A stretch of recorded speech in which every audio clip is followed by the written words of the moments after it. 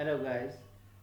Today we are going to be discussing about the web services, Spring Boot web services, and it's very important your web services has to be secure. So for the security, there are a lot of the methods. OAuth is another option, but we are using very lightweight and a small option, which is JWT, JSON Web Tokens. So in this video we will be discussing the web services, and we will be discussing the security, and of course free source code will be available and you can download it in the first part.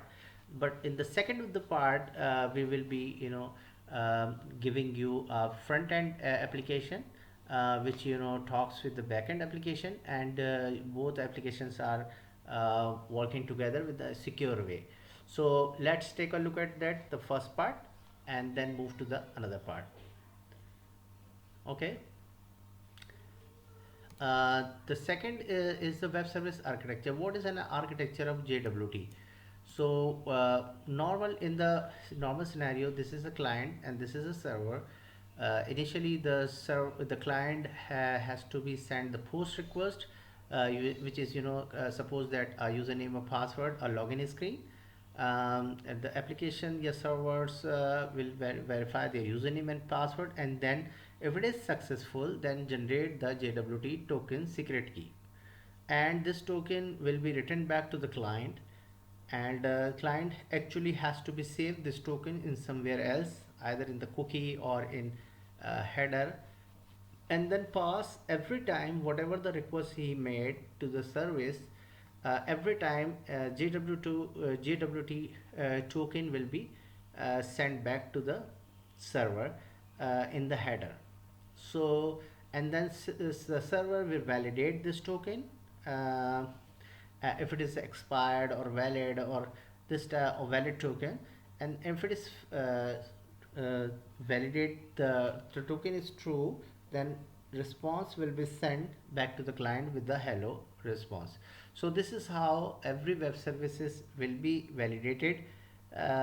If it is the token not provided in the header, definitely the request will not be entertained, and then error will be displayed.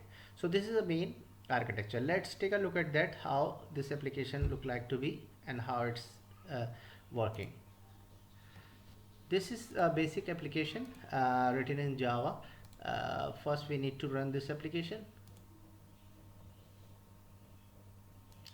The backend, we actually use the MySQL, whatever the database you want to use it. So I have used the MySQL database, and if you can take a look at that MySQL database, we have only 4 tables. Okay, so the role table, this is the role table. These are role, moderator, user, and admin. The second table is user role, the user which has a role, and user table. So these are main tables which we can be able to create the username. The password is saved into the encrypted form, the username, password, and email. And the last table is to do. It's a basically a to do table where the data is exists.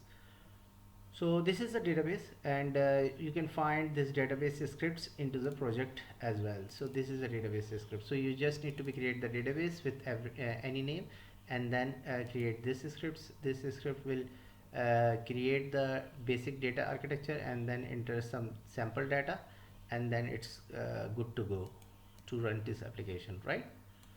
Okay, so the application is running smoothly. The application is giving some error. Application is running smoothly. It was running 8080, but I have changed it because already some application running on 8080, so I use the 9090, right? So application is running smoothly on 9090. So first go to the Postman, whatever the tool you want to use, but I use the Postman. And this is for example the sign up screen, the login screen. So first you need to be sign up, for example test user 1 and test user 1 2 3 4 5 6. and this is the role of the admin. Okay, once you, and this is a post script, so you just need to select the post method type, and then the URL and the body. So you just need to be write look like to be the username password in email in curly braces, and the format is raw, and then send it. So once you send it, the application check this user if it is already exists or not. So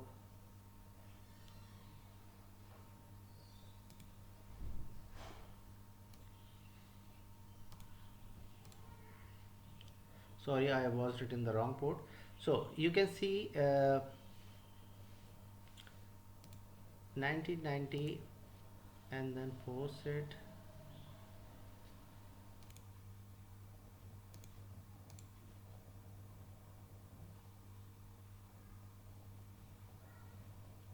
Okay, as you can see, the user successfully registered, and then message will be displayed accordingly.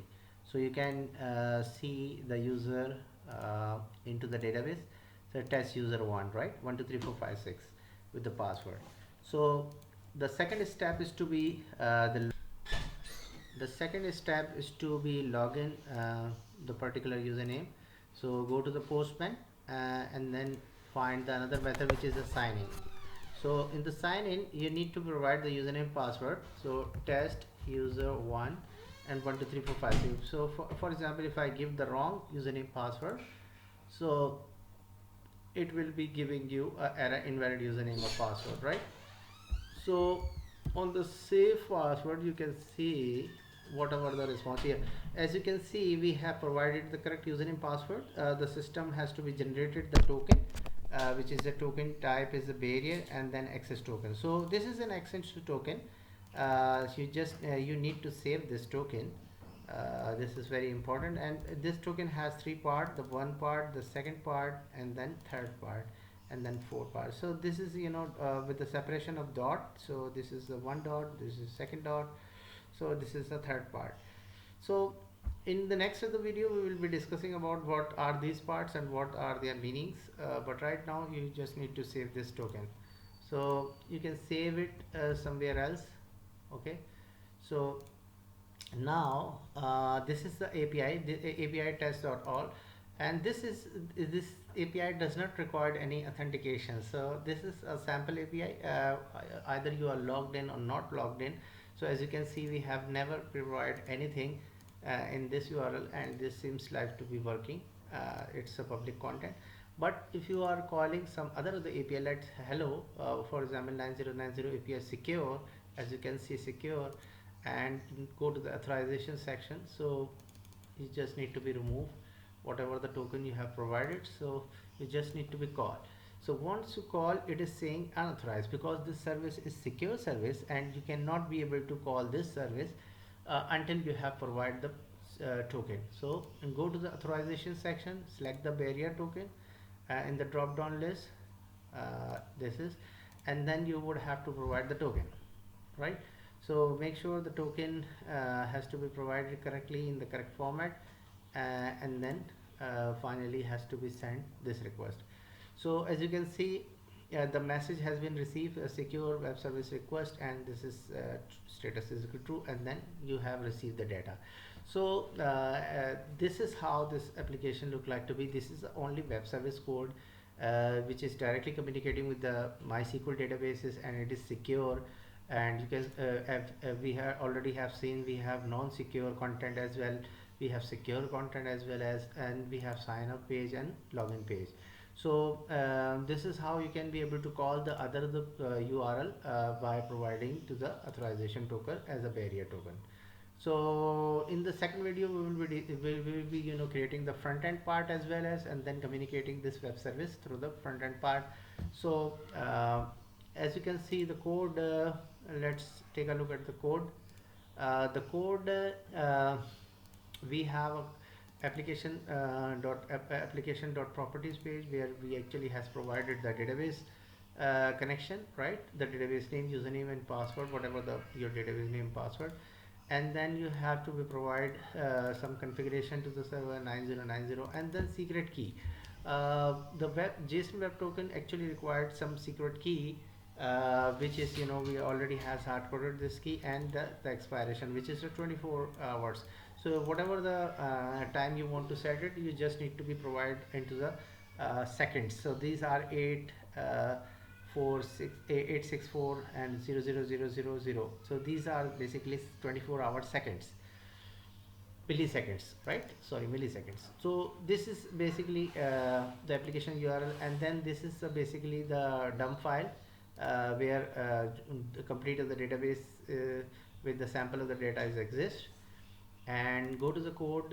So we would have application. This is a Spring Boot application, and we have some of the module. In the module we have the role section, and then we have some to do section. To do is basically a list of the record that need to be displayed accordingly. This is a user entity with some validations, and the user with the role dependencies. Payload is basically are used for request and responses. For the request, you need to provide the username, password, right? So you log in. For the sign up, you actually require some other the field like the username, password, email, right? So these are the and then we have a JSON Web Token responses. So we have another the file which is returning to the JSON Web Token the status, the access token, and other information. And this is a message response. This is basically the message response. What are the total pages, total items, current pages, etc. Repository, we have a role repository. Okay, the role repository is basically the role based settings are over there. And to do repository is basically to do data for the to do data, and the user repository is basically the user repository. And we have a REST controller. So this is the main file, auth controller. So auth controller is basically responsible for the sign in method and sign up method. So these are the method inside this. So you can see the authorization classes we used, and then we have to be get the security contacts, and then use the JSON web tokens, generate the web token accordingly, and then create the user details and the login detail, and finally the response has been sent through the response entity. And similarly for the sign up, we actually need to be validate the username and password. If it is not exists, if it is exists, so the user already been taken. So this is validations rules, and then finally has to be perform some sign up operation, the user created, and then finally has to be provide the save. So this is how the user has to be sign up. And the secure web service is basically a secure web service where the secure URL is, and then to the security rules are in the configuration section. As you can see in the configuration section, so authorization requests we have, these are the authorization requests, these are permitted also. So these are authorization requests. So API/auth, all URL will be authorized. So if you go to the authorized section, so as you can see we already has provided this is auth. So this is the secure web service, and non-secure, this is because of the secure service, API/secure, right? API/auth is basically a authorization. And then you can see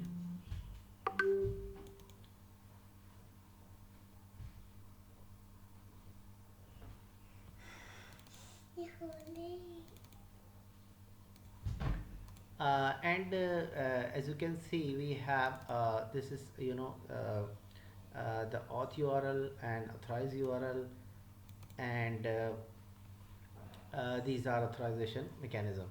And user and authorization entry point, basically whenever the request has made, the this class has to be called, and then comments, the application will be started, and then finally has to be communicated through this. So if it is starting communicating, then given to the error, because we are not allowed you to communicate until we have a secure request. So this is a response message will be given, so we actually stop it, and then you can be able to in the filter section. in the filter section, we have actually have a class where the authorization filters are there, and we have do the filter. So once the request has made, basically this is the middleware. Every request go through from this middleware, and we actually need to be check the either the token has to be received into the request. So in the request we actually get the token, the parse token actually get the request, the barrier token, right? If you go to this method, it will be, get the header and then get the barrier, and then finally has to be get the token accordingly. And this token is check either it is not null or it is valid. So this is validity check, either the token has expired or not. If it is everything is good, then get the username from the token, and then load the username details. So once you get the user detail, and then username password authentication token, go to this and then set the details, and in the context set the authorization is equal to this. So once you set the authorization, so this request will be, entertained as a securely, and this is a util class where we actually are generating the token and, validating the token accordingly. So these are other classes which is, user details. So this is the Spring Boot user detail class you actually need to be implement for your as per your request. So you just need to be, create some method like build and collection guaranteed username password, and then user detail service class. So this is user detail service class. You actually need to provide the username override this method accordingly about your responses and responses user repository. So this is a Java code, and it required you to, communicate with the server. And if you go to the test controller, so you can see this is a test controller, and you can be able to grant access everybody with every URL. So no worries about this. So this is secure controller. For the secure we actually use the secure, and for the authorization we use authorize, and test controller is basically the controller. And this configuration file is actually checking every time that is permitted the URL, other URL is not authorized. So this is a source code, so you can find the source code from the URL below. So and you can be able to play around with this. In the detailed architecture, you can see that this is a Spring security. Go to the request, and then we have a JSON auth token provider. This is, as you can see, we once per request extended with this, and it has to be provided the JSON provider, and then populate the context, create the username password authentication token, and then into the security context set the authorization. And this is another authorization manager, and which is, DAO authentication provider through this application to the application entry point. And this is the user detail, where user detail and user principals are communicating, and then finally has to be with the MySQL. And this is the go to the proxy layer, and then finally has to be protected RESTful services. So this is a Spring Boot security diagram, which you can take a look at that in the detail, so that you can be able to understand how the application security has been implemented. So once you provide the valid token, it will work fine, and if it is not providing the token, then definitely application will not work. And then you can be able to, deploy your services to the cloud, and then you can scale it accordingly. So thank you very much. If you have any questions, any issues, so you can contact me. The source code will be available in the URL, and thank you very much.